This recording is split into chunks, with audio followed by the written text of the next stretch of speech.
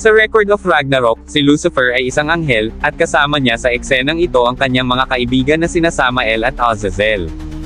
Ipinakita sila sa Kabanata 67, kung saan inaaya ni Lucifer si Beelzebub na sumama sa kanila patungo sa Eden. Sa una, hindi pinansin ni Beelzebub ang kanilang paanyaya, ngunit hindi sila tumigil sa pangungulit, kahit na binalaan sila ni Beelzebub na siya ay isinumpa ni Satan. Alam naman ni Lucifer ang sumpang iyon, ngunit wala siyang pakialam. Sa kabila ng lahat, matindi ang kanilang kagustuhang maging kaibigan si Beelzebub, at walang makakapigil dito.